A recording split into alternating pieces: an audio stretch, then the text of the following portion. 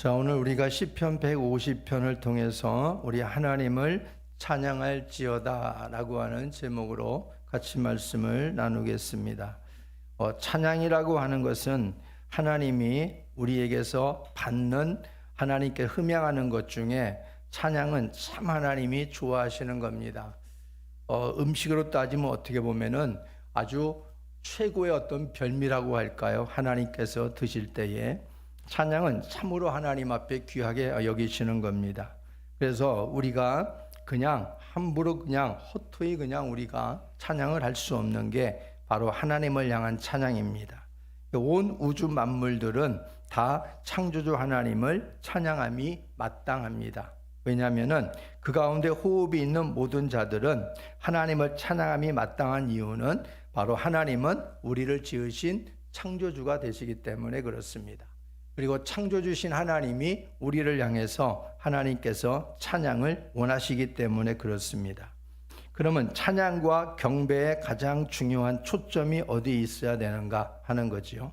찬양과 경배의 초점은 어디 있어야 되는가? 하나님의 바로 어떤 분이신가라고 하는 부분입니다. 하나님이 어떤 분이신가? 이건 뭐냐면 하나님의 성품에 관한 겁니다. 하나님의 성품.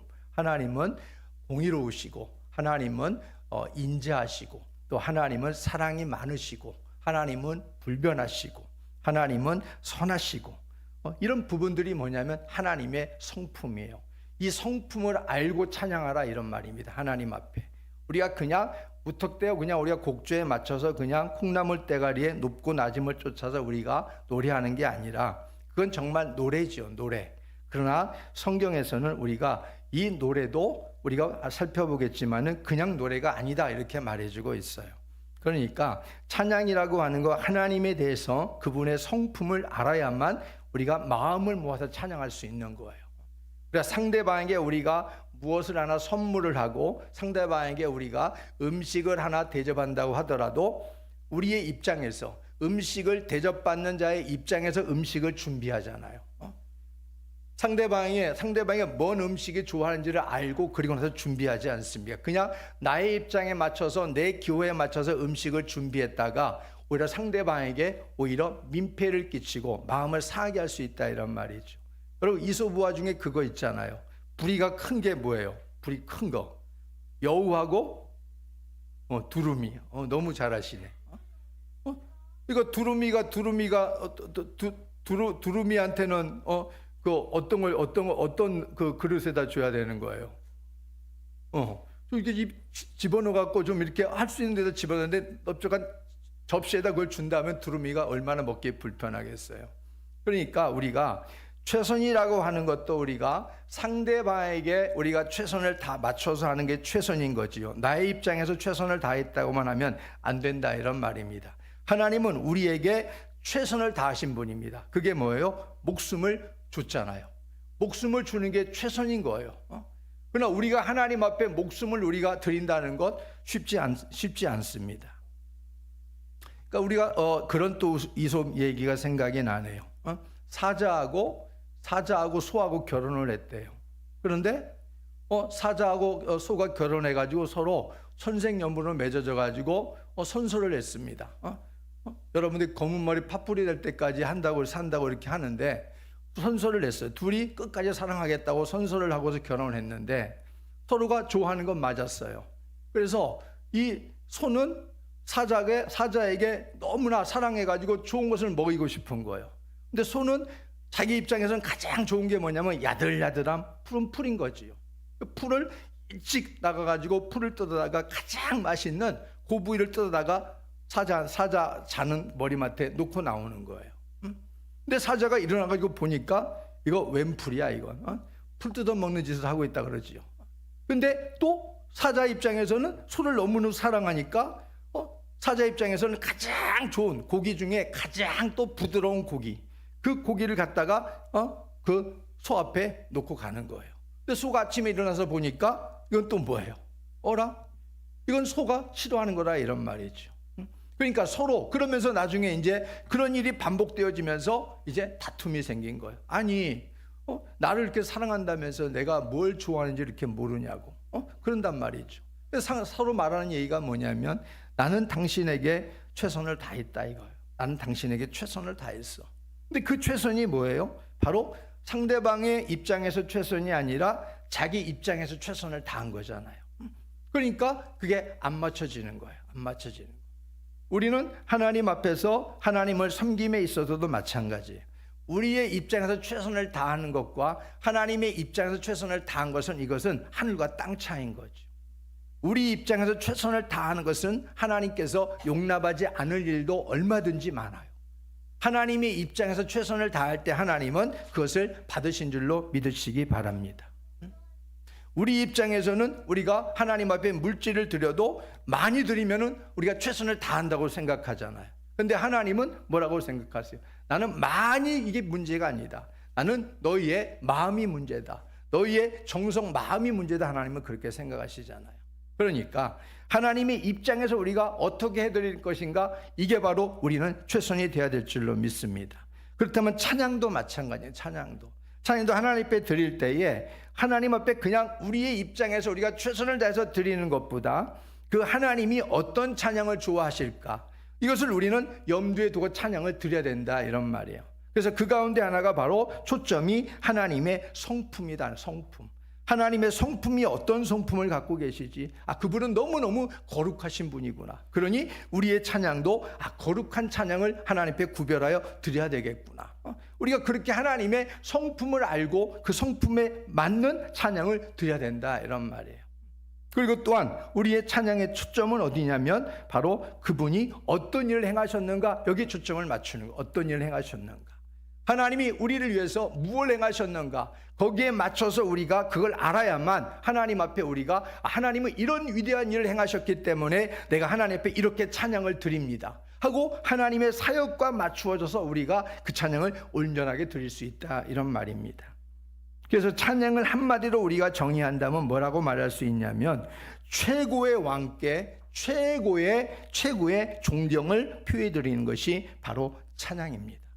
우리 한번 따라해 볼까요? 최고의 왕께 최고의 존경을 표해 드리는 것, 이게 찬양이에요. 그렇다면 우리가 지금의 이 자리까지 우리는 하나님 앞에 수많은 찬양을 해왔잖아요. 그러면 최고의 왕이신 하나님 앞에 우리는 최고의 찬양으로 표해 드렸는가 한번 생각해 보자 이런 말이죠. 그 찬양을 하나님은 기뻐 받으시는 거예요. 그렇게 하기 위해서는 하나님께 우리의 마음을 고정시키는 일이 중요하다라는 겁니다. 그래서 찬양이라고 하는 것은 바로 앞서 말했듯이 내 방식을 버리는 거예요. 내 방식, 하나님의 방식으로 찬양을 드리는 거예요. 그게 바로 하나님 입장에서의 최선을 선택하는 거예요. 나는 이렇게 하면 더 좋겠는데 이게 아니라 하나님이 이걸 좋아하시겠네, 그 하나님의 최선을 선택해서 하는 게 바로 하나님 앞에 드리는 찬양의 방식이 되어야 된다 이런 말이에요. 나 춤추기 싫은데, 근데 하나님은 춤을 추라 하면 춤을 추면서 하나님 앞에 드리는 거예요. 그게 바로 누구예요? 다윗이잖아요. 다윗을 좋아했던 그 미갈도 다윗이 왕이 거기서 막 주책 없이 춤을 추며 덩실덩실 춤을 추니까 미갈이 창가에서 내다보다가 뭐라고 그랬어요? 이 주책 없는 양반아, 그렇게 막 뭐라고 그랬잖아요. 그러니까 하나님이 얼마나 그것을 하나님께서 싫어하셨냐면 미갈의 태문을 닫아버렸어요. 태문을. 평생 아이를 못 낳게 만들어버렸어요.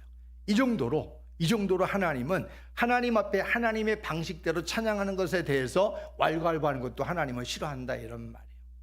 그러니까 우리의 방식을 버리고 하나님 앞에 찬양하는 그런 방식을 우리가 구해야 되는 거예요. 하나님 어떤 찬양을 좋아하세요? 하나님 어떻게 찬양을 드리는 게 하나님이 가장 기쁨이 될까요? 근데 우리는 대부분 내 방식으로 하나님을 찬양할 때가 많아요. 성경을 우리에게 찬양은 선포되거나 또 표현되어져야 할 것이라고 가르쳐 줍니다. 찬양은 선포되는 거예요. 그리고 찬양은 우리에게 표현되어지는 거예요. 표현되어지는 거. 그래서 하나님 앞에 우리가 들려지도록 우리가 찬양을 드려야 된다 이런 말이에요. 시편 66편 8절 말씀 볼까요? 시작. 만민들아 우리 하나님을 송축하며 들리게 할지어다. 다시 한번 따라해 볼까요? 그의 찬양 소리를 들리게 할지어다. 들리게 할지어다. 하나님의 말씀이죠. 이게 바로 뭐냐면 하나님의 방식인 거예요. 근데 나는 아우 싫어, 피곤해, 아유 목소리도 아유 내는 거 귀찮아. 그러면서 아가미로 찬양하는 거, 아가미로. 물고기가 물속에서 뭘로 호흡을 해요? 아가미로 호흡하잖아. 소리가 나요, 안 나요? 안 나요. 혼자 아가미로 아가미 찬양을 하는 거, 아가미 찬양을. 그런 찬양을 하나님이 안 받으신다는 거, 안 받으신다. 찬양 소리는 어떻게 한다? 들리게 해라. 하나님 앞에 들리게 해라. 하나님이 귀 먹어서 들리게 하라고 할까요? 아니에요.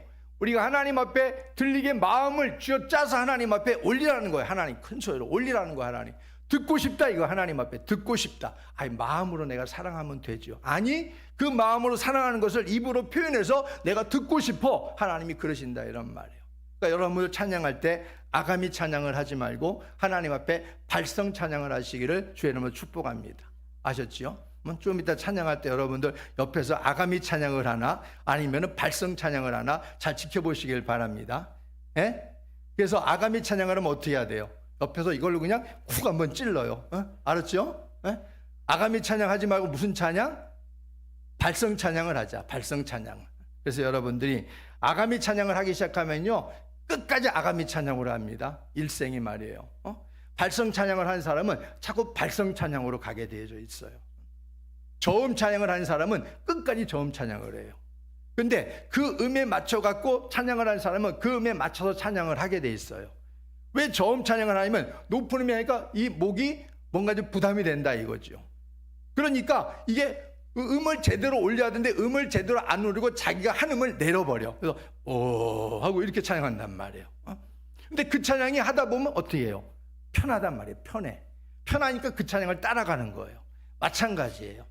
우리가 찬양할 때도 하나님 앞에 아가미 찬양을 하면 죽도록 아가미 찬양만 해요. 누가 아무리 그래도 이게 자기한테 편하고 익숙한 거예요. 근데 자기에게 익숙한 방식이지 하나님께서 받으시는 익숙한 방법은 아니다. 이걸 우리가 잊지 말자, 이런 말입니다.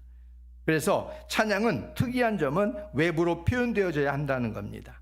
그것이 소리든 행동이든 어떤 것으로든 표현되어질 때 하나님께서는 그것을 찬양이다, 이렇게 말씀하고 있다는 거예요. 그렇기 때문에 우리가 하나님을 기뻐하시는 방법대로 기꺼이 내가 찬양하겠다, 이런 마음이 먼저 있어야 되지 않겠어요? 하나님의 방식이라면 그러면 하나님께서 이렇게 하라고 그러면 해야지, 이런 마음이 내 마음부터 일어나야 되잖아요. 근데 하나님은 이렇게 하라고 그러는데 나는 저렇게 한다면 안 되지 않겠습니까? 그러니까 하나님 앞에 우리가 하나님이 어떤 방식으로 찬양하려고 하든 나 그렇게 할 거야, 그런 마음 자세가 벌써 우리 가운데 있어야 됩니다. 그래서 찬양의 잘못된 모습은 뭐냐면 억지로 찬양하는 거예요. 그리고 나의 기분에 따라 찬양이 이루어지는 겁니다. 여러분 동물원에 가보면요 원숭이들 있죠. 원숭이들.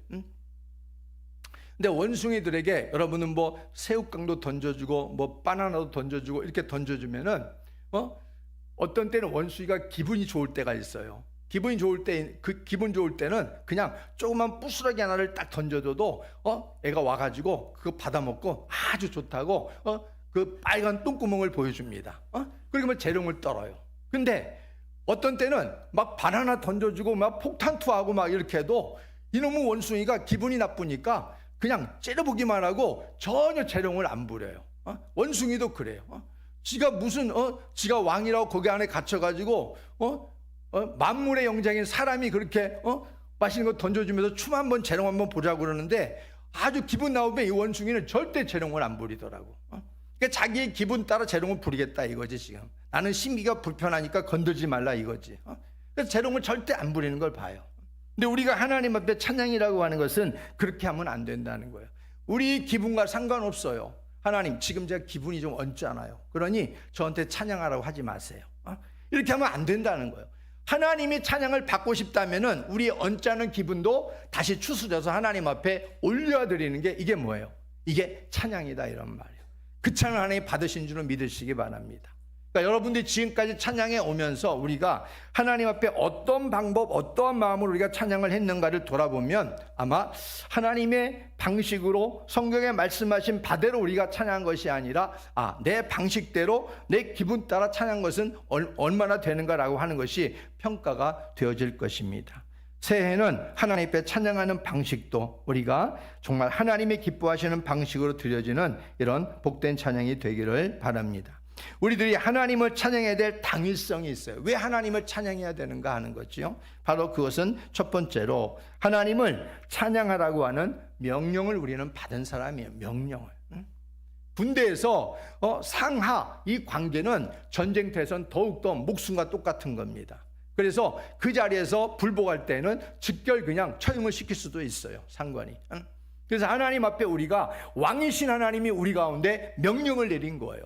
찬양을 해 이렇게 말하는 거예요. 근데 우리가 하나님 앞에 예수의 군사들이 왕이신 하나님이 찬양해 그러는데 기분 나빠요. 안 해요. 이럴 수 있나? 이럴 수 없다 이런 말이에요. 그러니까 하나님을 우리가 찬양한다는 것은 하나님의 명령이잖아요. 자, 1절 말씀 읽어볼까요? 1절 시작. 할렐루야. 그의 성소에서 궁창에서 그를 찬양할지어다. 이건 뭐예요? 명령이란 말이에요. 찬양할지어다. 너 찬양해 하고 이렇게 우리에게 말하고 있는 거예요. 그러니 찬양이 우리의 기분이 좀 안 좋아서 찬양을 멈춘다, 안 한다, 이것은 있을 수 없는 거예요. 왜? 그분은 우리의 친구이기 전에 우리의 왕이잖아요. 우리의 주인이잖아요. 우리의 창조주잖아요. 그분이 우리에게 찬양을 듣겠다는 거예요. 그럼 우리가 찬양을 하나님 앞에 드려야 된다 이런 말이에요. 그래서 그를 찬양할지어다. 하나님은 그의 자녀들에게 이렇게 찬양을 명령하시고 계시다. 그래서 우리가 하나님 앞에 그냥 막 마지못해 해드리는 거 있잖아요. 마지못해 해드리는 거. 하나님은 그걸 기뻐하지 않아요. 하나님 앞에 이왕 할 거라면은 그냥 기쁨으로 하라 이런 말이에요. 하나님은 우리에게 찬양을 절대 구걸하지 않아요. 우리의 창조주 왕이 되시는 하나님은 피조물을 통해서 영원토록 찬양을 받으시기에 너무너무 합당하신 분이에요. 합당하신 분. 그러니까 찬양을 받으시기에 합당하신 분이기 때문에 그의 합당한 이름에 걸맞는 찬양을 드려야 된다 이런 말이에요. 시편 29편 2절 말씀 시작. 여호와께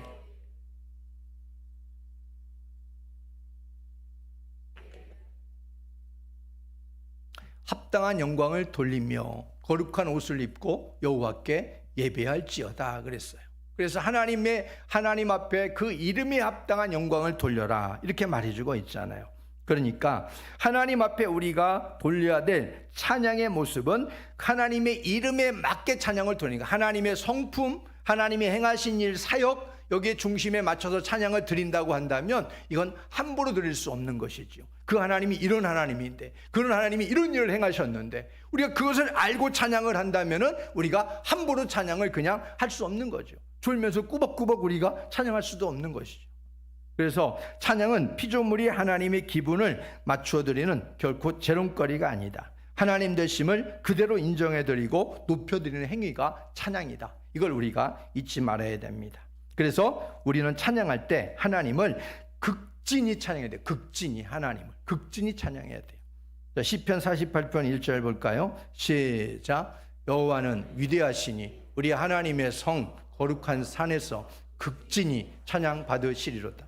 극진히 찬양 받으시는 거예요. 극진히.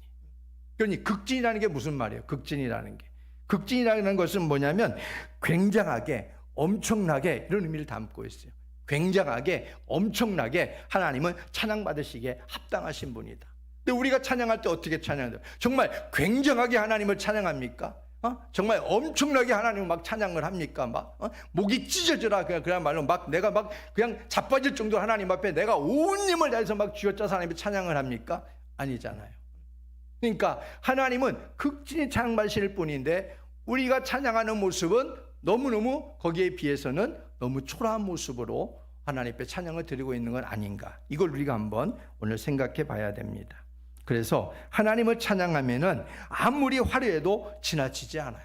하나님을 찬양하면 다윗은 이것을 알았어요. 다윗은 이거 알아요. 그래서 막 성가대를 그냥 막 빵빵하게 성가대를 막 조직을 하고 하나님을 찬양하는 일에 있어서는 레위인들을 선발해 가지고 하나님 앞에 찬양대를 그냥 빵빵하게 세우고 막 이랬다 이런 말이에요. 찬양이라고 하는 건 대단히 하나님이 좋아하시는 거예요.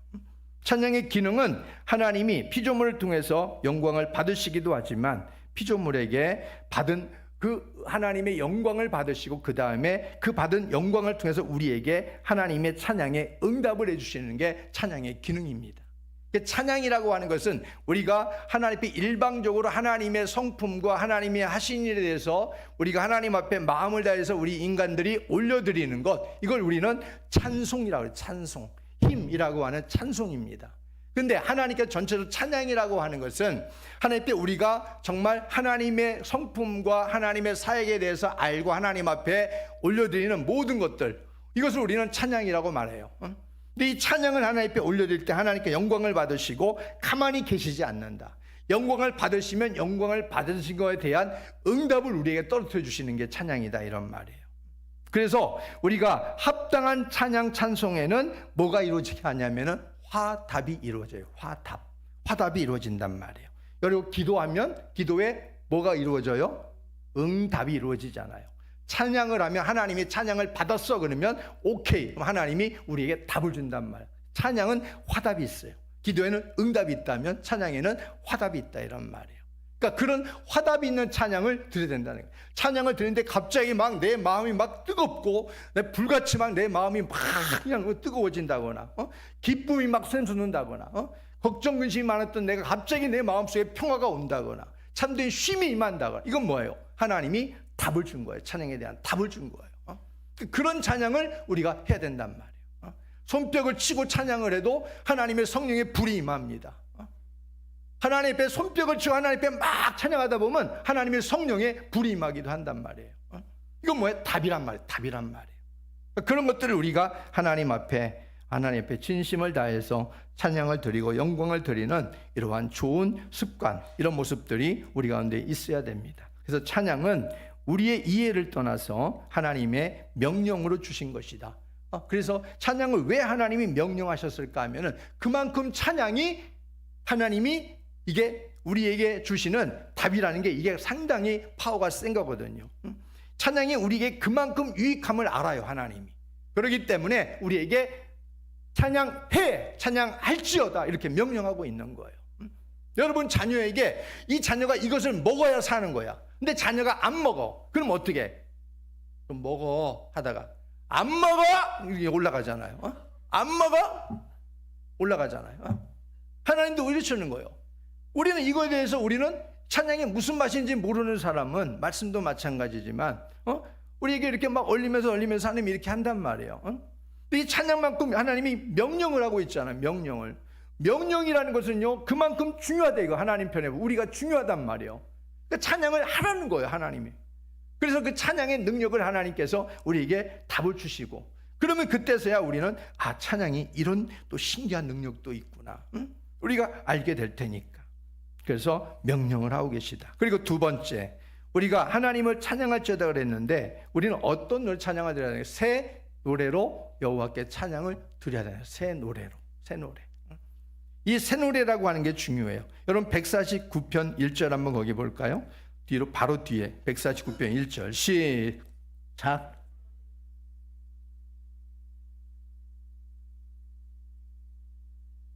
뭐로 여호와께 노래하여?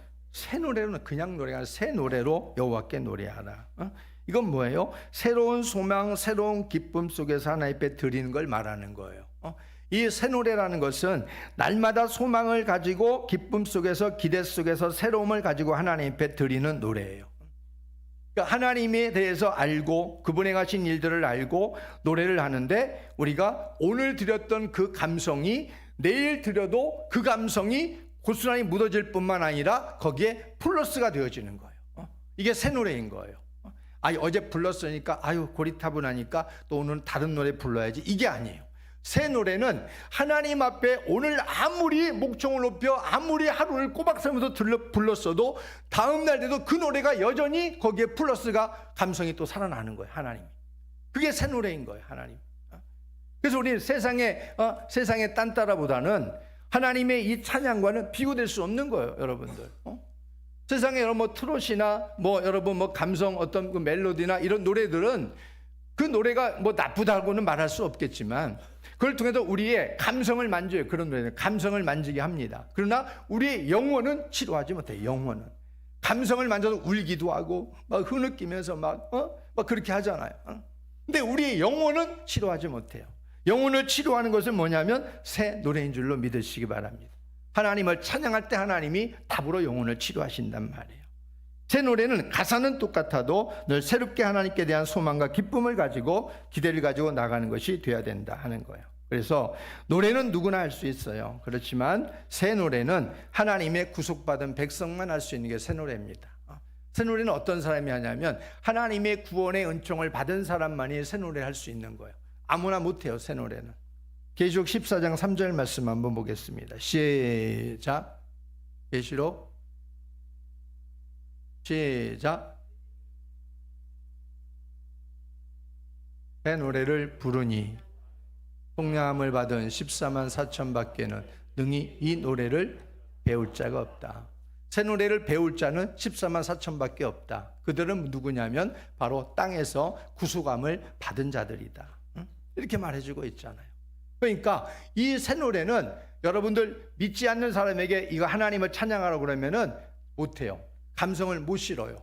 왜? 하나님이 어떤 분인지도 모르지요. 그분이 무슨 일 하셨는지도 모르기 때문에 거기다가 아무리 감성을 세상에 트롯에 실었던 감성을 여기다가 실어서 한다고 해도 그것이 우리에게 전달이 안 된다 이런 말이에요. 그래서 우리는 하나님의 구속받은 백성만이 새 노래를 부를 수 있습니다. 하나님이 그걸 우리에게 주신 거예요. 그게 찬양인 거예요. 그런데 우리가 이 찬양을 함부로 할 수 있나요? 그렇게 하면 안 된다 이런 말이죠. 영원한 하나님의 나라에 가서도 우리들이 해야 될 노래가 바로 이 새 노래인 겁니다. 그래서 찬양은 그저 입만 뻥긋 우리가 아가미 찬양을 불러서는 절대 안 되고 온 마음 다해 힘을 다해 모든 악기들을 동원하고 마음껏 영광을 돌려드리는 찬양이 되어야 될 줄로 믿습니다. 손뼉을 치고 발을 구르고 막 춤을 추면서 할 수 있으면 하나님 앞에 그렇게 우리가 찬양을 드려야 마땅합니다. 근데 불행하게도 일생 동안 우리가 손뼉 한번 쑥스러워서 못 치는 사람도 있어요. 이거 이제 한번 쳐볼까요? 5번만. 이게 그렇게 어려운 거야 이게. 70년 동안 신앙생활 해온 사람이 70년이 지나서 이거 한번 쳤다는 사람도 있어요. 와, 정말 대단하죠 이거. 하나님 앞에 손뼉을 들여 찬양하는 게 그렇게 쑥스러웠다는 거야. 쑥스러웠다는 거야. 옆에 한 사람이 그렇게 치는데 이해가 안 갔다는 거야. 하나님의 은혜를 맛보고 나니까 이게 쳐지더라는 거야. 이게 쳐지더라는 거야.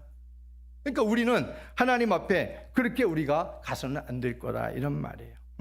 그래서 여러분들이 풍물놀이 같은 데 보면은 우리나라 국악들이 종합선물 세트처럼 막 등장하잖아요. 막 거기 보면 뭐 꽹가리, 징, 소고, 뭐 피리, 뭐 풍물놀이 다 등장하고 그들이 뭐예요? 그냥 가만히 앉아서 이렇게 하나요? 아니잖아요. 그냥 막 빙글빙글 돌면서 막 날라치기도 하면서 막 그냥 뺑뺑 돌면서 막 모든 악기들을 막 신나게 하면서 막 그렇게 하잖아요. 그게 어떻게 보면 우리가 해야 될 하나님께 올려드릴 찬양인 거예요. 그게 하나님 앞에. 그런 찬양 우리가 해야 된다 이런 말이죠. 음식은 먹기 전 음식이 좋은 것이고 음악은 듣기 전 음악이 좋은 겁니다. 그래서 곡조를 하나님 앞에 올려드리고 그래서 교회에서는 음악을 다루는 사람들은 충분한 연습이 필요한 거예요. 충분한 연습. 여러분 경연대회나 세상에 여러분 가수들 보면요. 그 연습 하나 하려고 아주 하루에 뭐 몇 시간 꼬박 그 몇 시간을 그렇게 그 한 곡을 위해서 연습을 한대잖아요. 경연에 올리기 위해서 한 곡을 몇 달 이렇게 막 고래고래 연습을 한다고 그러잖아요. 100번, 1000번 막 이렇게 불러낸다고 그래요. 우리가 하나님 앞에 올려드릴 음악을 다루는 사람들은 우리는 전문가는 될 수 없어도 하나님 앞에 우리가 하나님 듣기에 은혜가 되도록 우리는 그렇게 훈련을 해야 돼요. 음악을 맡은 사람들은. 하나님 앞에 훈련하고 연습하고 하나님 앞에 그리고 그게 은혜가 되도록 해야 된다는 거예요. 은혜가 되지 않으면 그 사람의 책임인 거예요. 그래서 우리는 이런 막중한 이러한 생각을 가지고 찬양을 맡은 이들은 하나님 앞에 이렇게 기도하고 하나님 앞에 충분한 연습을 하고 준비해서 회중들이 그 연습한 분량만큼 은혜가 전달되게 돼 있어요. 10시간 준비하면 10시간의 그 은혜의 분량이 회중들이 느낍니다. 찬양은 뭐라고 그랬어요? 화답이라고 그랬잖아요. 찬양을 하면 회중이 반응을 한단 말이에요. 준비가 안 되면 회중이 반응을 안 해요. 그러면 내가 준비가 미숙했구나. 이걸 우리가 느낄 수 있는 거예요. 그래서 여러분들이 바로 하나님 앞에 새 노래로 찬양을 드리는 이런 모습이 우리 가운데 날마다 더해지기를 주의 이름으로 축복합니다. 세 번째는 우리의 호흡이 멈출 때까지 찬양해야 돼요. 호흡이 멈출 때까지. 자, 우리 6절 시작. 호흡이 멈출 때까지. 이게 무슨 말이에요? 죽을 때까지 찬양해야 된다, 이런 말이에요. 호흡을 하고 있는 모든 것들은 하나님을 찬양하라, 이렇게 말씀해 주고 있는 거예요. 그러니 우리도 하나님 앞에 호흡이 멈출 때까지 찬양하는 거예요. 이사야 43장 21절 잘 아시죠? 시작. 이 백성은 내가 나를 위하여 지었나니 나를 찬송하게 하려 함이니라. 세상의 많은 시간들 속에서 자신의 성취감을 위해서 엉뚱한 곳에서 삶의 목적을 찾아 힘쓰게 만드는데, 세상은 그러다 보면 어느덧 나도 모르게 이 호흡을 가진 자로서의 목적을 잃어버리고 하나님을 향한 이 새 노래를 뺏길 때가 있어요. 아, 나를 향한 하나님의 지으신 목적은 이게 아닌데 할 때가 있다, 이런 말이에요. 그래서 우리는 하나님 앞에서 바로 호흡을 가진 자로서의 최고의 목적은 하나님을 찬양하는 것이다, 이걸 잊지 마시기를 바랍니다. 그래서 찬양이 하나님이 받으실 경배라면 원수마귀는 이맛살을 찌푸리며 찬양을 하지 못하게 할 것입니다. 그래서 우리들의 찬양은 언제나 지금 현재가 돼야 되는 거예요. 지금 현재. 시편 34편 1절 시작. 내가 여호와를 항상 송축하며 내 입술로 항상 주를 찬양하리이다. 항상 하는 거야, 항상. 원수마귀는 항상 우리를 괴롭힐 테니까 우리는 항상 원수마귀 이기기 위해서 하나님 앞에 찬양을 해야 됩니다. 아플 때, 기쁠 때, 슬플 때 모든 일을 우리가 찬양의 새 노래의 입술을 가지고 찬양하는 우리 모두가 되길 바랍니다. 여러분이 아는 유다의 여호사밧 왕은 찬양의 능력을 알고 있는 사람이었어요. 그래서 에돔 족속과 싸우게 될 때 오른쪽에는 군대를, 왼쪽에는 찬양대를 세우고 전진합니다. 그리고 싸움이 임박할 때는 찬양대를 맨 앞으로 배치시킵니다. 그리고 싸움에 임하는데 군대가 앞장서야 되는데 찬양대가 앞장서요. 찬양대가 막 찬양을 막 합니다. 그러면 적들을 하나님께서 찬양을 들으시고 하나님께서 적들을 대신 싸워주시는 거예요. 이런 기적을 하나님께서 여호사밧에게 베풀어 주는 걸 볼 수가 있습니다. 그러니까 찬양이 하나님이 우리를 지으신 목적이고 호흡을 소유한 모든 자들의 마땅히 행할 일이라면은 우리들이 그 목적을 이행할 때 하나님도 우리에게 찬양을 주신 목적으로 화답하신다. 이걸 우리가 잊지 말았으면 좋겠어요. 그것이 바로 찬양의 능력을 보게 하는 겁니다. 그래서 여러분들이 오늘 우리가 오후 예배는 찬양 예배로 하나님 앞에 드리는데, 그래서 우리가 새해 첫 주를 우리가 찬양을 드림에 있어서 우리가 이런 부분들을 한번 같이 나누고 하나님 앞에 내가 어떻게 찬양을 준비하고 찬양을 드려야 될 것인가, 이것을 우리가 같이 나누어 보았습니다. 그래서 하나님 앞에 1년 내내 여러분들의 입술에서 정말 하나님을 기쁘게 드리는 화답이 있는 찬양이 되기를 주의 이름으로 축복합니다.